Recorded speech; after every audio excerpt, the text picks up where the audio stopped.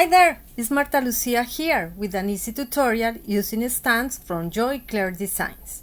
Today we are participating in the Papercrafters Unite Against Racism video hub organized by my friend Justine Howe.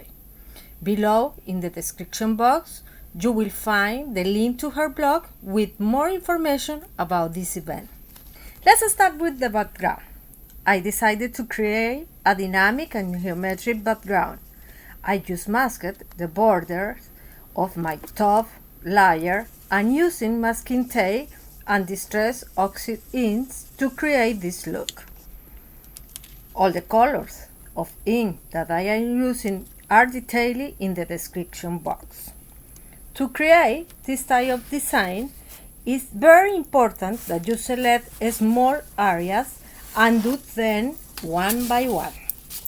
My idea is to have a wide space mixed with the different colors of ink. You can create the small areas with any masking tape or post-it. Just keep in mind that you can reuse them depending the amount of colors that you are using. For this project, any type of inks is perfect because you are not blending colors, you are just creating color spaces.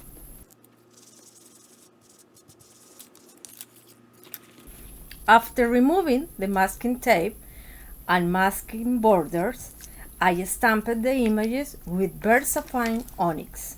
I am using the big hair included in my hair stand set and one of the sentiments included on Succulent frame set. These clear stand sets are also available in digital download on Joy Clair Designs store. To finish the card, I just pasted the decorated layer over the black card base with crafty fontaine and added some seconds. I hope you guys enjoy this project and enjoy this hub.